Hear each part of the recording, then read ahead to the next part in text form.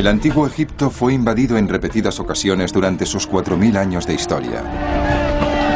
Primero llegaron los babilonios, luego los griegos y romanos, y así sucesivamente hasta que la tierra de los faraones sucumbió, convirtiéndose en una leyenda, dejando solo sus magníficos templos y ciudades en ruinas como muestra de su perdido esplendor. El redescubrimiento de la civilización egipcia se remonta apenas a 200 años. La egiptología empezó siendo un ejercicio cultural para nobles ilustrados, pero poco a poco degeneró hasta convertirse en un saqueo de tumbas institucionalizado, antes de convertirse en la respetada disciplina científica que es hoy en día. Está quedando muy bien. Irónicamente, el redescubrimiento del antiguo Egipto, al igual que su saqueo, se inició a raíz de una invasión militar.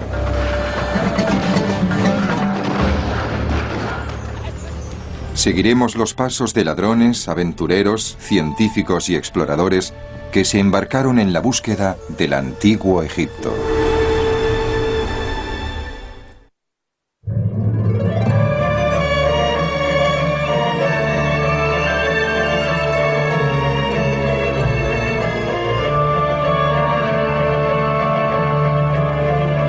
En busca del antiguo Egipto. Aventureros y saqueadores. Durante siglos, los extranjeros, fascinados y maravillados, propagaban historias de la tierra de los faraones. De hecho, sobre su geografía y sus gentes existen más historias míticas que hechos comprobados, y su pasado más remoto es una mezcla de leyendas y mitos. Los informes sobre monumentos gigantescos y templos en ruinas alimentarán historias fantásticas y cuentos fabulosos sobre una raza antigua de gigantes. Los primeros restos momificados de difuntos egipcios que llegaron a Europa fueron molidos para usarlos como medicina, pues se creía que tenían poderes mágicos.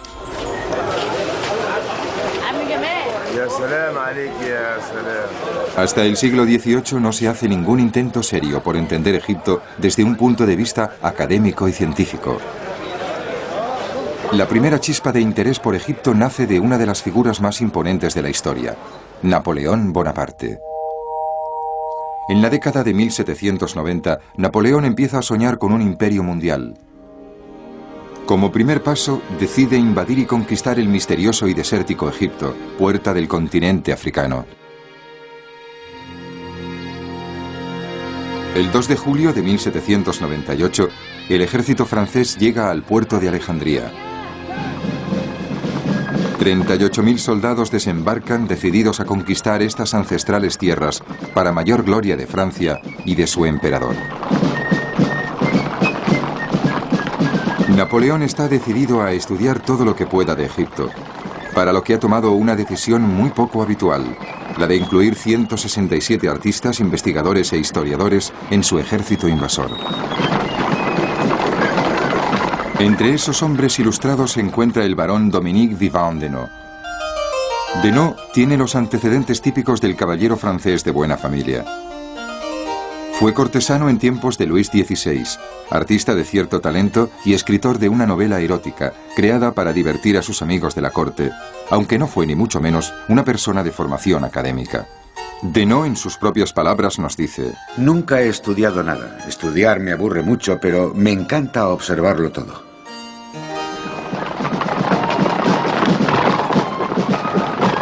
Aunque no le interesan ni las campañas militares ni Egipto, a Denot le fascina la aventura, y esta que se le presenta parece la aventura más grande desde la Revolución Francesa.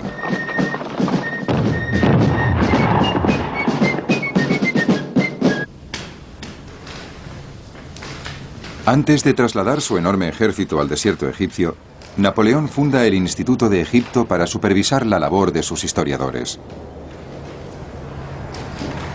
Se reúne con ellos y les encomienda personalmente que investiguen todo lo que puedan sobre estas antiguas tierras, que pronto formarán parte del Imperio francés. Denot es asignado a la sección de literatura y arte. Como no le apetece trabajar en equipo, Denot opta por seguir su propio camino. Se pasea por las calles de El Cairo con la pluma en la mano y entra en las casas, ansioso por anotar todo lo que le parece interesante. El resultado es una serie de esbozos de retratos de los habitantes de El Cairo. Pero Denot está deseando saber más. Tenía una enorme sensación de bienestar en El Cairo, pero no fue por eso por lo que abandoné París. No tenía por qué preocuparse. A los pocos días, Denot acompaña al ejército francés que se dirige al oeste desde El Cairo hacia las antiguas e imponentes pirámides. Y allí se encuentran cara a cara con el ejército de Murad Bey, jefe de los temibles mamelucos turcos y pachá de todo Egipto.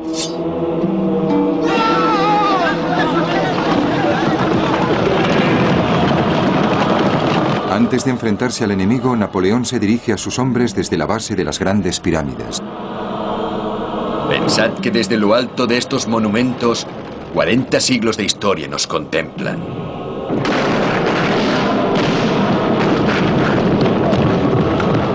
Los turcos luchan ferozmente contra los invasores franceses, pero no pueden competir con la tecnología militar europea, por lo que pronto deben replegarse hacia el desierto, dejando atrás miles de cadáveres cuya sangre empapa la arena. Incluso mientras la batalla se desarrolla a su alrededor, Denot y sus colegas contemplan maravillados la gigantesca imagen de la Esfinge que se eleva por encima del humo de los cañones franceses. Denot escribiría más tarde: aunque de proporciones colosales, su silueta es proporcionada y grácil. La expresión de su tez es serena, elegante y tranquila. Sus labios tienen una suavidad y una delicadeza realmente admirables, como si fueran de carne y hueso.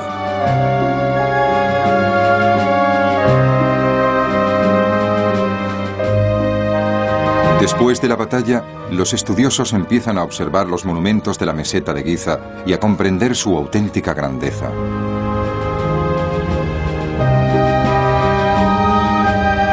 Pisaba el suelo de un país cubierto por un velo de misterio desde tiempo inmemorial, vedado a los europeos desde hacía 2000 años.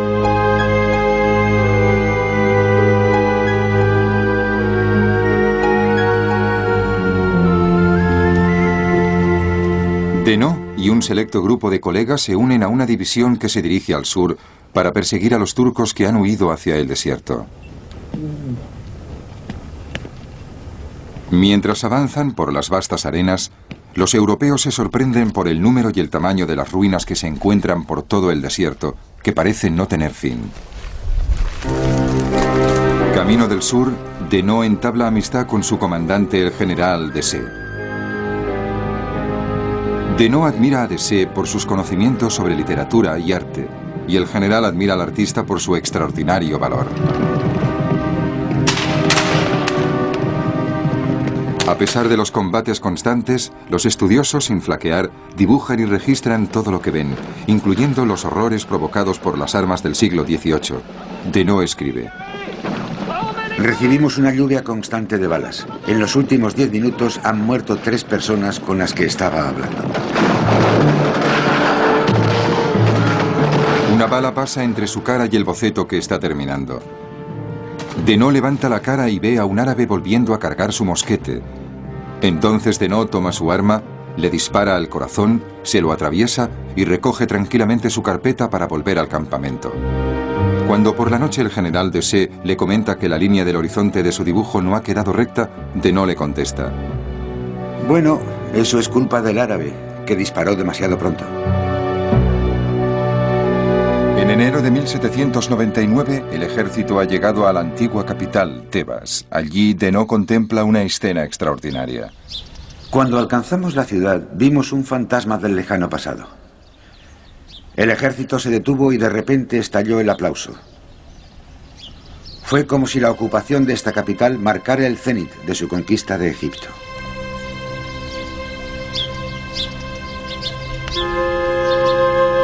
Los soldados se ofrecieron inmediatamente para que pudiera dibujar apoyándome en sus rodillas, mientras que otros formaron un círculo a mi alrededor para darme sombra. Los brillantes rayos del sol iluminaban una escena que yo deseaba transmitir a mis lectores. Quería que compartieran lo que yo sentía ante tanta grandeza. Por desgracia, las prioridades militares tienen preferencia sobre el trabajo de los estudiosos. Denot solo pasa un día en Tebas, sin poder gozar con tranquilidad de los monumentos que ha visto tan brevemente. Podría haberme pasado un mes entero saboreando lo que tuve que asimilar en solo 12 horas.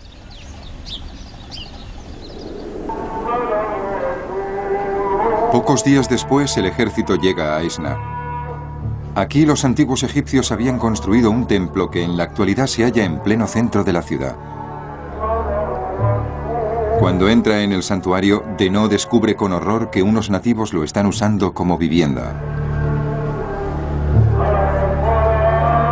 Los habitantes han ensombrecido el templo con barracas horribles, medio destruidas, y la sensación de abandono es total. Habría que echarles de aquí.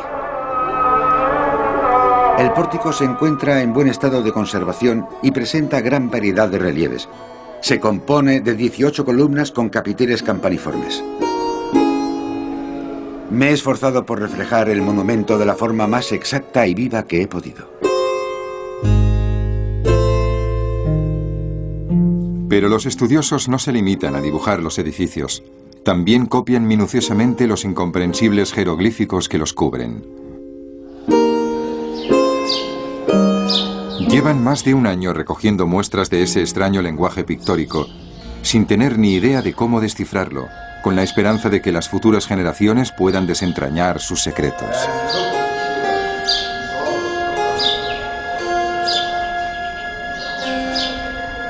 Impresionado por los kilómetros de inscripciones grabadas y dibujadas en las paredes de los edificios, Denot escribe: Se necesitarían meses para leerlos y años para copiarlos, aunque supiéramos el idioma. Al misterio de esa extraña escritura se añade el descubrimiento de una losa de basalto con inscripciones en las ruinas de Rosetta. Mientras reforzaban la posición de un cañón, unos artilleros franceses descubren una enorme losa de piedra negra enterrada bajo una pared. En una de sus caras hay inscripciones en 3 tipos de escritura distintos, y solo uno de ellos es descifrable, el griego antiguo. Los estudiosos no tardan en preguntarse si esa piedra pudiese ser la clave para descifrar el extraño lenguaje gráfico que se ha encontrado en las ruinas de los edificios que hay por todo Egipto. Después de casi un año de marcha, los rigores de la vida militar y el calor de Egipto empiezan a hacer mella en el equipo investigador. Sobre todo en Denot, que a sus 50 años está más acostumbrado al mundo de la corte que a las grandes aventuras. Denot, agotado, encuentra tiempo para hacerse un autorretrato. Me retraté cubierto de harapos, como resultado de las marchas continuas, de la pérdida del equipaje y del poco tiempo que dedicaba al aseo personal. No tengo tiempo más que para mis dibujos y mi diario. Me llevo la carpeta a todas partes y por las noches me sirve de almohada.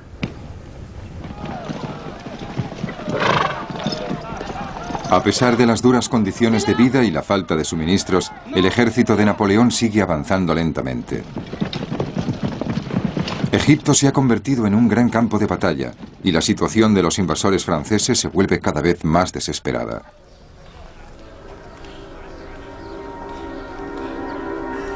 Un día, para escapar del tremendo calor y de los horrores del combate, Denot busca refugio en una antigua tumba.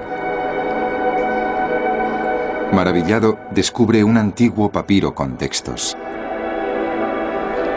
No sabía qué hacer con mi tesoro. Casi no me atrevía ni a tocar este antiguo papiro, ni era capaz de confiar su custodia a nadie más. Fascinado por el rollo de papiro que ha encontrado, se da cuenta de su auténtica importancia. Fue la primera vez que vi imágenes en forma de escritura.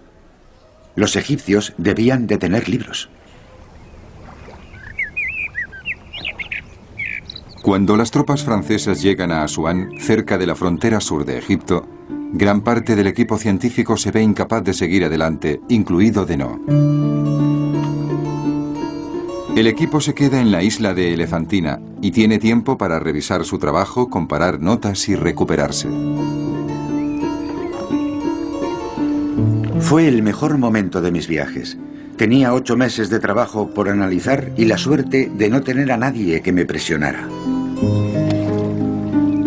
Denot convierte la isla de Elefantina en su hogar, un centro de descanso y de investigación. Denot visita en barco los templos de Filas e investiga el misterioso culto a la diosa Isis.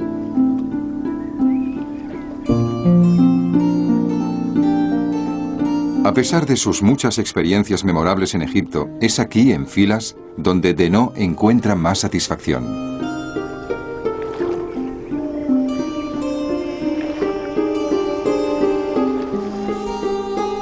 En poco más de un año, la comisión de Napoleón que investiga los monumentos de Egipto ha acumulado miles de cuadernos de notas llenos de opiniones, suposiciones y deducciones. Los artistas han creado casi 10.000 dibujos, de los cuales más de 1.000 han sido hechos por Denot. Finalmente, recuperadas sus fuerzas, Denot regresa a El Cairo, donde entrega personalmente su trabajo a Napoleón Bonaparte. Entusiasmado por la gran cantidad de trabajo realizado, Napoleón nombra 2 comisiones para compilar todas las investigaciones en Francia. Y aunque los ingleses echan a los franceses de Egipto al cabo de pocos meses, las investigaciones de la comisión continúan.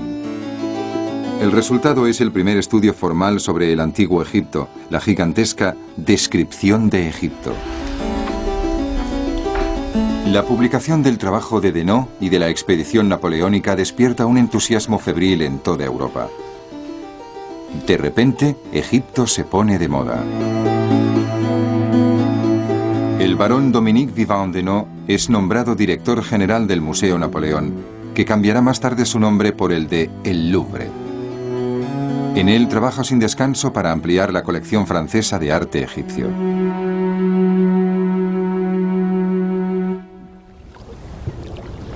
Los viajeros llegan de Francia, Inglaterra, Alemania y Suiza para ver por sí mismos las maravillas que revelan estos libros.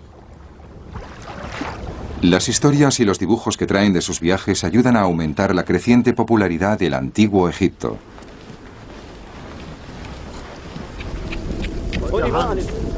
Pero el paso siguiente para descifrar los secretos de Egipto no lo dará ningún aventurero o explorador, sino el hermano de un trabajador de la empresa que imprime la gigantesca Descripción de Egipto.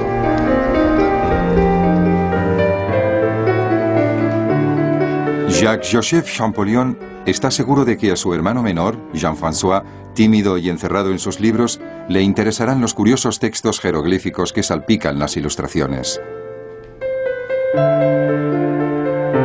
Jean-François Champollion es sin duda un niño prodigio. A la edad en que la mayoría de los chicos andan corriendo y jugando por ahí, Champollion se dedica al estudio de las lenguas de Oriente Medio. Al cumplir los 15 años, ya domina una docena de idiomas, se ha familiarizado con el trabajo de Denot y de las expediciones napoleónicas y ha dicho a todo el mundo que se encargará personalmente de descifrar los jeroglíficos egipcios. Deseo hacer un estudio completo y exhaustivo de esa antigua nación. Mi entusiasmo, inspirado por la descripción de sus gloriosos monumentos, cada vez será más profundo. Debo confesar que el egipcio no puede compararse a ningún otro pueblo en el afecto de mi corazón.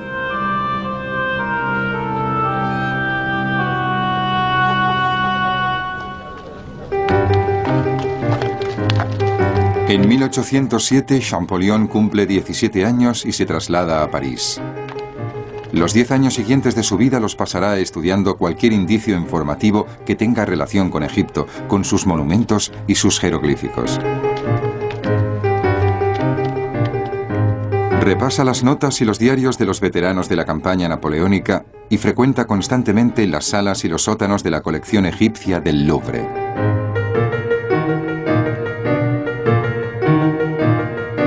Vuelve una y otra vez a la extraña losa negra conocida como Piedra de Roseta, con sus fascinantes textos dispuestos en varias franjas. En la parte superior hay un grupo de jeroglíficos misteriosos. En el centro hay un tipo de escritura indescifrable de la Baja Época que hoy en día se conoce como demótica. Y en la parte inferior, unas líneas en griego. La mayoría de los científicos estaban de acuerdo en que la piedra contenía el mismo texto repetido en 3 escrituras distintas, y por eso creían que era la clave para descifrar los jeroglíficos, abriendo así el mundo perdido del antiguo Egipto. Cuando Champollion llega a ver la piedra, varios lingüistas de Francia, Italia, Alemania, Suecia e Inglaterra llevan ya más de 20 años compitiendo duramente por descifrar el código. Trabajando solo, con muy pocas guías, Champollion llega a comprender que algunos de los jeroglíficos representan letras, mientras que otros representan palabras completas. Ese descubrimiento, combinado con sus conocimientos de idiomas de Oriente Medio, le da una ventaja decisiva. Tras casi un año de lucha con los jeroglíficos, Champollion consigue establecer una correspondencia entre estos y el texto griego. Después de casi 2000 años de silencio, los antiguos egipcios recuperan la voz gracias al genio de un sencillo muchacho de pueblo con un increíble don para las lenguas. En septiembre de 1829, Champollion, a sus 31 años, presenta sus descubrimientos a la Academia Francesa. El descubrimiento de Champollion desata una fuerte discusión académica. A muchos académicos les cuesta aceptar los nuevos descubrimientos. Pero en Europa no se habla más que del brillante joven que ha descifrado el código jeroglífico.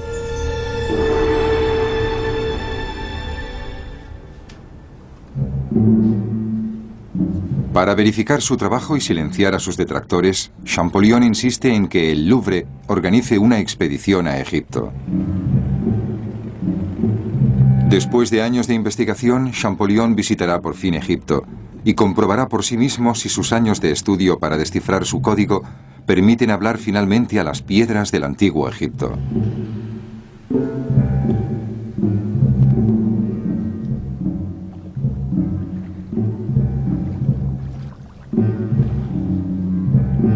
Se hacen los preparativos para que el equipo francés dirigido por Champollion se sume a una expedición italiana que está a punto de zarpar rumbo a Egipto.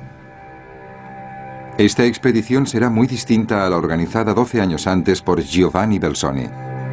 Belzoni era un gigante de 1,90 m, del que contaban que era capaz de conseguir cualquier objeto egipcio que sus clientes pudieran pagar.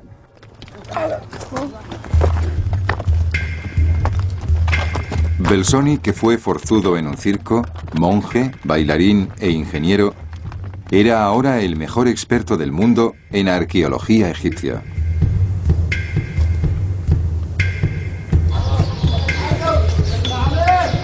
En 1816 organizó la excavación y el transporte a Inglaterra de un busto monumental de Rameses II por encargo del cónsul británico en Egipto, Henry Salt. En ese momento Belzoni escribió: lo encontré cerca del cuerpo y la silla a la que había estado unido. Tenía la cara vuelta hacia el cielo, como si quisiera decir que le gustaba la idea de que se lo llevaran a Inglaterra. Artista de talento y siempre dispuesto a promocionarse, Belzoni pinta acuarelas y dibuja para ilustrar cada una de sus expediciones. Esos dibujos, combinados con una serie de triunfales presentaciones en solitario, le convierten en uno de los aventureros más conocidos del mundo.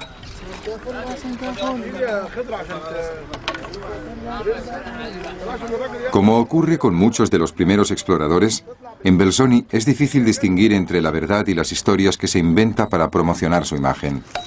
Desde luego, sus métodos son tan legendarios como él mismo. Ha abierto más de una tumba usando un ariete.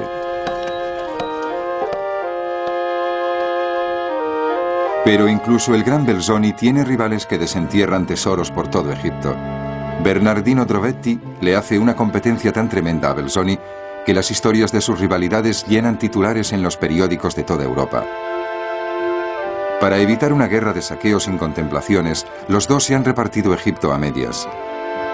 Drovetti se queda todo lo que haya al este del Nilo, mientras que Belzoni puede reclamar los derechos de excavación de todo lo que encuentre al oeste. Y Belzoni será uno de los referentes que guían al estudioso Champollion al corazón de Egipto. Belzoni no era muy distinto del nervioso e hipersensible Champollion. Es un corsario encantador con un sentido del humor muy agudo que le hace simpático tanto a sus ricos patrocinadores como a los obreros del campamento. 30 años después de la expedición napoleónica, se inicia un nuevo periodo marcado por investigaciones más cuidadosas, en contraste con la época anterior, caracterizada por los saqueos efectuados por aventureros ávidos de fama y riqueza.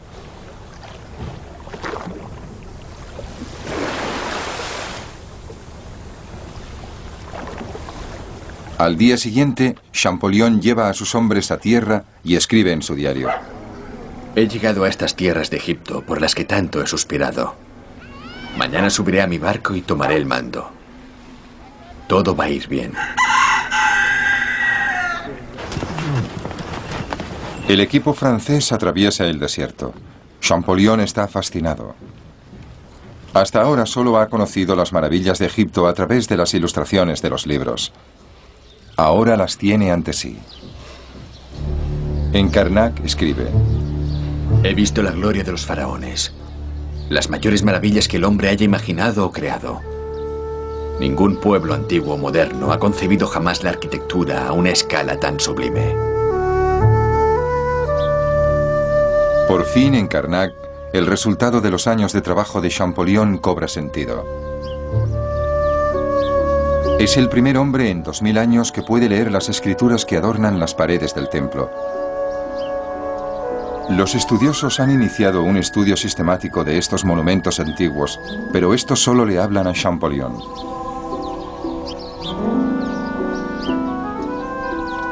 Era casi increíble que pudiera leer con tanta fluidez. Este es mi padre. Yo soy su hijo. Me ordenó que me sentara en su trono cuando era apenas un bebé. Me engendró como testimonio de su amor. La expedición sigue hasta las profundidades del desierto egipcio, y el humor de Champollion pasa del entusiasmo al desánimo y viceversa. Ante las ruinas desperdigadas del templo de Amenofis III se deprime. Anda entre los escombros, murmurando entre dientes sobre la irreparable pérdida de ese gran monumento. Aquí había 18 colosos, y el más pequeño de todos medía 6 metros. Todos esos monolitos están destrozados, y sus enormes miembros desperdigados por el suelo.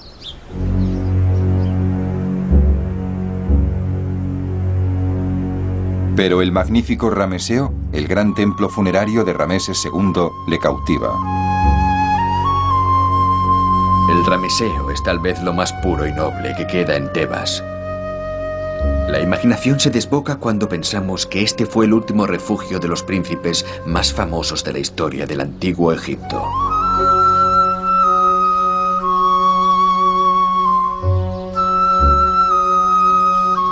Los viajeros europeos llevan 30 años contemplando maravillados el Rameseo, con sus dibujos y relieves que describen cómo los dioses conceden sus bendiciones a Rameses.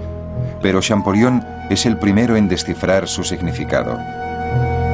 Te aseguro que tu edificación será tan perdurable como el cielo. Te concedo muchos años para gobernar Egipto. Te ofrezco el poder sobre los demás países. Te entrego el sur y el norte, el este y el oeste. Te concedo larga vida para gobernar el mundo. Deseo que tu palacio viva para siempre. Abrumado por esa experiencia y por la importancia de sus propios logros, Champollion siente que forma realmente parte de Egipto y empieza a adoptar las costumbres locales. En un retrato de grupo pintado entre las ruinas de Tebas, Champollion es el único que va vestido como un egipcio. Me siento como nuevo. Llevo la cabeza afeitada y cubierta por un turbante. Ando completamente vestido de turco. Me he dejado un bigote enorme y llevo una larga cimitarra al cinto. Este traje es ideal para Egipto. Me defiendo en árabe y ya no me toman por un principiante. En esto, Champollion tiene algo en común con Belzoni. Ese gran charlatán había adoptado la tonalidad local desde hacía tiempo. Cuando la expedición franco-toscana dirigida por Champollion y Rossellini, los dos egiptólogos más conocidos del mundo, llega a Abu Simbel en mayo de 1829, quedan maravillados ante la visión de los dos templos. El tamaño y la riqueza del gran templo de Abu Simbel hacen que incluso el académico más displicente se quede mirando boquiabierto. Champollion escribe: Solo por ver el gran templo ya valía la pena el viaje.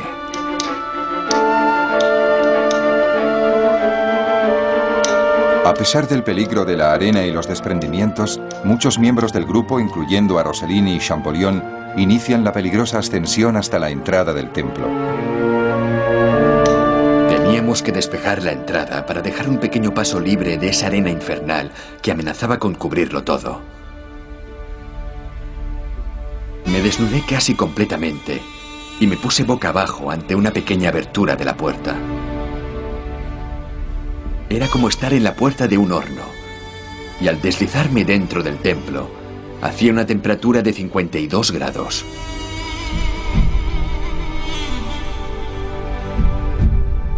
El equipo sigue trabajando en medio de una oscuridad asfixiante.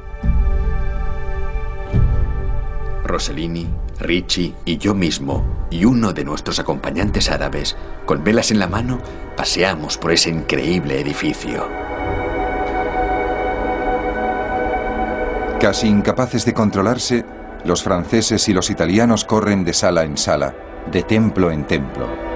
Los muros tenían grabados enormes bajorrelieves que describían las conquistas del faraón en África.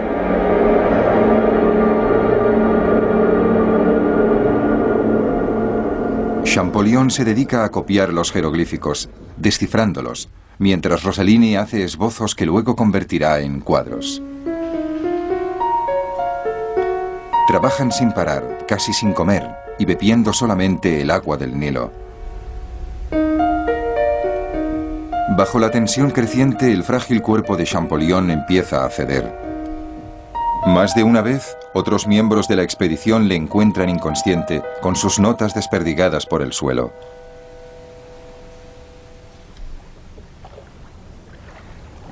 Cuando la expedición llega a Wadi Halfa, en el punto más al sur de su viaje, Champollion escribe una carta a la Academia Francesa.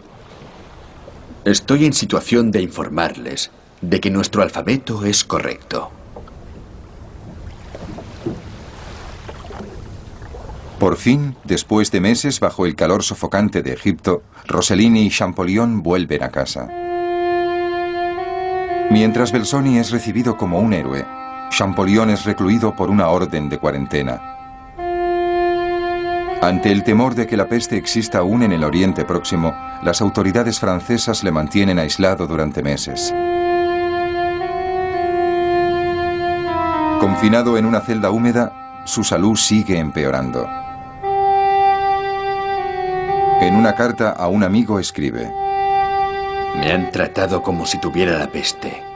Me han encerrado en un lugar sucio y triste. En estas condiciones casi imposibles, Champollion consigue completar su libro de jeroglíficos y gramática egipcia.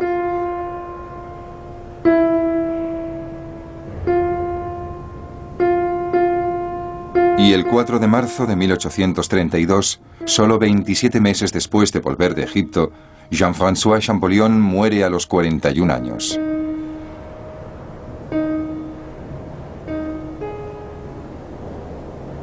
Su libro, Los principios sagrados de la escritura egipcia, acompaña a la última publicación de Belzoni en la lista de los más leídos en toda Europa. Gracias al trabajo de un lingüista francés y a un saqueador de tumbas italiano, el interés por desentrañar los misterios del antiguo Egipto capta a un público más amplio que nunca.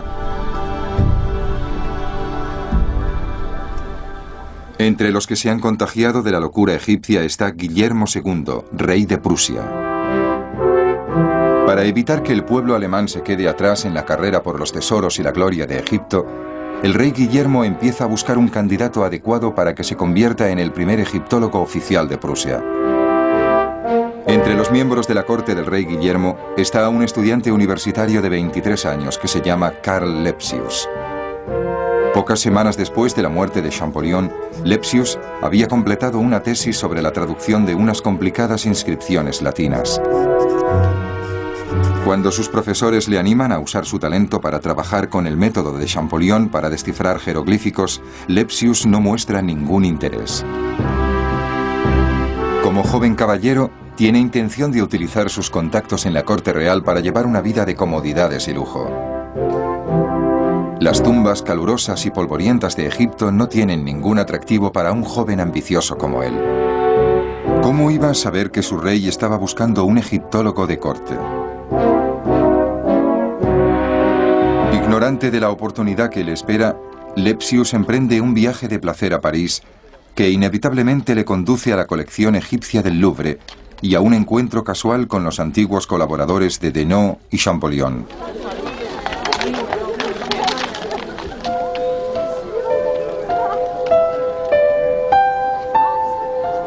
Devorando los manuscritos de Champollion, Lepsius comprende que con su muerte, la egiptología se ha convertido en un campo abierto que solo espera un líder brillante y carismático.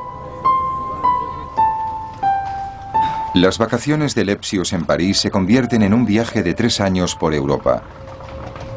Devora hasta el último rastro de información disponible sobre Egipto. Escribe notas y más notas sobre Egipto y la traducción de los jeroglíficos. Finalmente, su trabajo capta la atención del rey Guillermo. Por fin hay alguien digno de guiar una expedición alemana a Egipto. Guillermo II se ofrece a financiar con dinero y provisiones la expedición de Lepsius, y para asegurarse de que no quede detenida esperando permisos cuando llegue a Egipto, el rey escribe una carta personal al pachá y manda unos cuantos regalos pequeños pero caros para ganarse la colaboración de los egipcios. Lepsius define un objetivo muy ambicioso para la expedición. Viajará durante 3 años Nilo arriba, desde Egipto al Sudán, estudiando todos los lugares importantes entre Egipto y el desierto de Sinaí. Como buen prusiano, Lepsius demuestra ser un genio de la organización, y los egipcios, gracias a la buena voluntad del pachá, le ofrecen toda la ayuda posible. Docenas de porteadores egipcios, guías, trabajadores y científicos se unen a la expedición alemana compuesta por 9 hombres. Tengo ante mí las ilustraciones de la descripción de Egipto. Gracias a ellas podemos seguir prácticamente cada paso de su viaje. La expedición avanza a través de Egipto Nilo arriba y Lepsius se horroriza ante los robos que llevan a cabo los museos y los ladrones de tumbas locales. Muchos de los templos descritos en las crónicas napoleónicas han desaparecido, desmontados y embarcados hacia Europa piedra a piedra. Durante los 40 años transcurridos desde la invasión francesa, los coleccionistas, los científicos, los diplomáticos y los exploradores han estado desmontando Egipto pedazo a pedazo. La popularidad de Egipto ha llevado a la destrucción masiva de toda una cultura. Todo lo que no obtenía licencia de exportación por la vía diplomática se sacaba del país en barcazas de contrabando.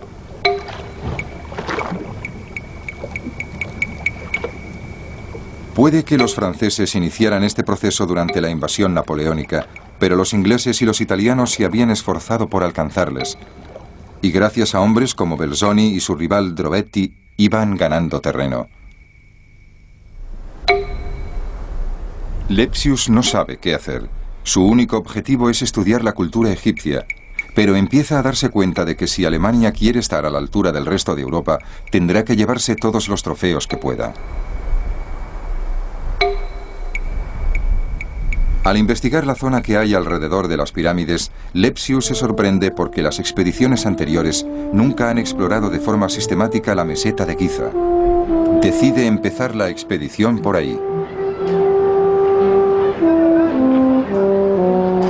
En lugar de ponerse a buscar tesoros sin ton ni son, Lepsius pasa meses en Giza, cartografiando la situación de las tumbas y anotando detalladamente todas las inscripciones. Con su persistencia, la expedición alemana ofrece el primer estudio realmente científico de las antigüedades egipcias. El volumen de su trabajo es tan extenso que los planos de reconstrucción del templo funerario de Rameses II siguen sirviendo como guía para los equipos de restauración actuales.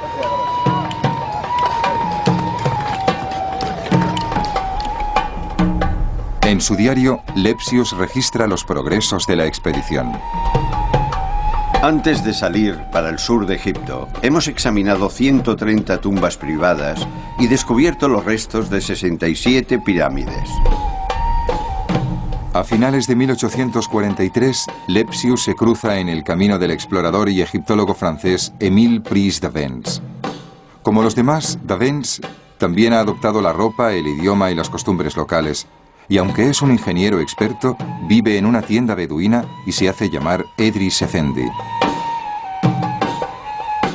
Aunque la excéntrica forma de vida de d'Avesnes recuerda a Champollion, sus métodos son mucho más brutales que los de Belzoni o Drobetti.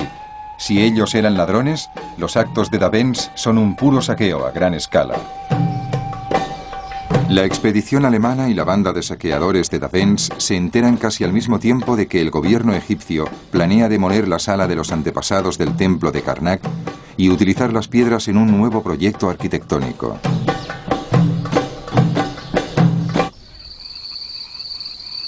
Dicha sala, uno de los monumentos más preciosos de Egipto, contiene inscripciones milenarias de faraones de Egipto y sus familias reales, y está al alcance del primero que llegue. Los dos equipos luchan por el premio. Lepsius aprovecha al máximo su influencia política sobre el gobierno egipcio, mientras que d'Avesnes recurre a sus años de experiencia engañando a las autoridades locales. Mientras Lepsius se arrastra por los tortuosos canales de la diplomacia y la burocracia de El Cairo, d'Avesnes se limita a desmantelar la sala de los antepasados, usando todo su talento para disimular su fechoría. Mientras él se pasa el día jugando al ajedrez con la policía local, su equipo se lleva uno a uno los bloques de piedra y los esconde en barcazas, camino de El Cairo. Cuando a Lepsius le conceden el permiso para reclamar la sala de los antepasados para Prusia, d'Avesnes ha terminado el trabajo. Cuando Lepsius vuelve a Karnak para reclamar su premio, su barco se cruza con la barcaza de d'Avesnes, que va hacia el norte. Lepsius acepta una invitación de d'Avesnes para tomar café y no se da cuenta de que está sentado en los cajones que contienen las últimas piedras de la sala de los antepasados. El templo había desaparecido de Karnak y la arqueología legal era víctima del engaño de los saqueadores.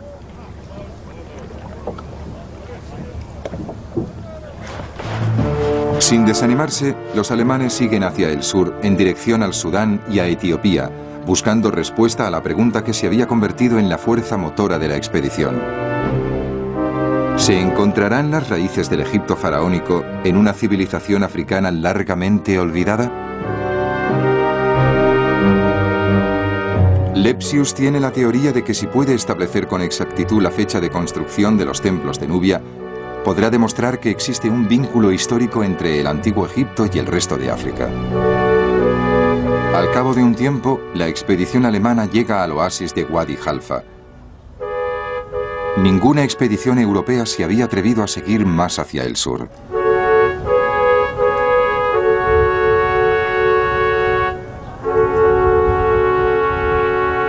En Jebel Barkal descubren el antiguo templo de Amón. Hasta entonces solo lo conocían por referencias legendarias, pero ahora ven que el templo contiene un tesoro de gran importancia. Una estatua monumental de un carnero que representa al dios Amón, protector del faraón Amenhotep II. Por desgracia, los ladrones de tumbas han robado los cuernos y el gran disco de oro tradicionalmente asociado a Amón.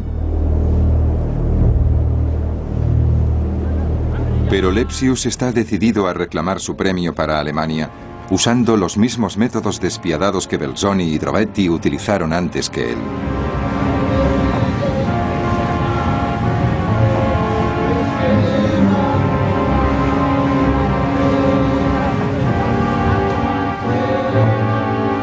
Una vez transportado a Europa, Lepsius hizo que reconstruyeran los cuernos y el disco perdidos.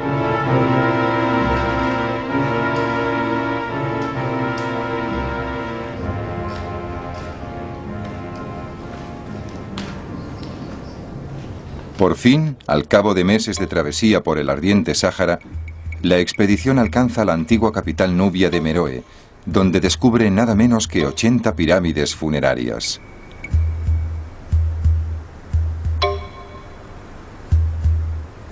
Pero incluso aquí, tan al sur, los monumentos antiguos han sido expoliados. Aquí no son los europeos los que los destrozan, sino los hombres de las tribus locales. 12 años antes, en 1834, se habían encontrado en una de las pirámides las joyas de la reina Amenishageto, y los ladrones de tumbas locales se dedicaron al saqueo sistemático desde entonces. Negociando cuidadosamente, Lepsius consigue convencer al jefe local para que ponga fin a la destrucción de esos lugares históricos. En 1846, Lepsius vuelve triunfalmente a Prusia, siendo el primer alemán que entra en las filas de los grandes exploradores de Egipto.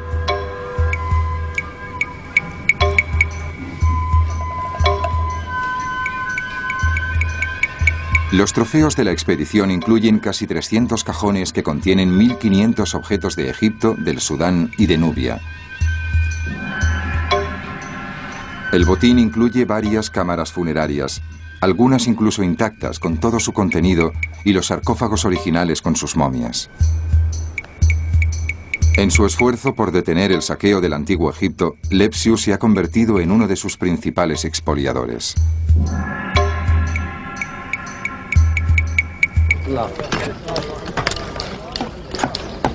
Sin embargo, hay que decir en su favor que la expedición alemana también ha recogido una cantidad incomparable de información y de datos arqueológicos. Docenas de cajas que contienen los resultados de meticulosas investigaciones, miles de grabados y copias en yeso de los relieves de los templos y más de 900 ilustraciones a todo color. Con esa cantidad de información, Lepsius construye una obra monumental titulada Denkmäler, que se considera la referencia más importante que se haya escrito hasta hoy sobre egiptología. Con la publicación del Denkmäler, Alemania se convierte oficialmente en una seria competidora en el campo de la egiptología. En 1850, Lepsius es nombrado jefe del nuevo Museo Egipcio de Berlín, creado básicamente con el botín de su propia expedición.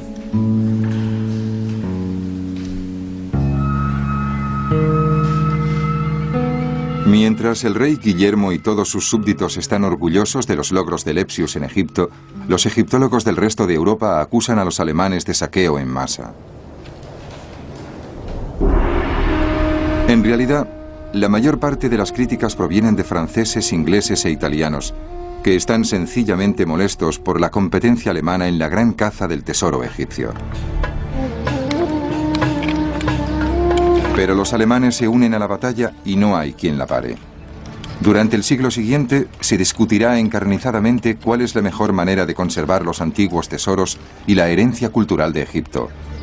¿Hay que embarcarlos hacia los museos europeos o dejarlos desperdigados por el desierto egipcio a merced de los elementos y de las bandas de ladrones?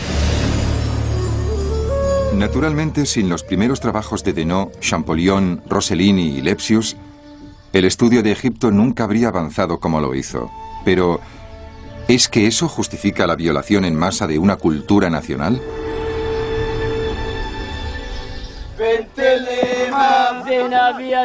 Hoy en día la respuesta parece clara. La mayor parte de la herencia egipcia debe quedarse en su país de origen, donde puede ser estudiada y conservada en su entorno original. Pero hasta que se cerró el debate, 3 generaciones de egiptólogos lucharon por establecer quién tenía más derecho moral y legal para poseer los incomparables tesoros de los faraones.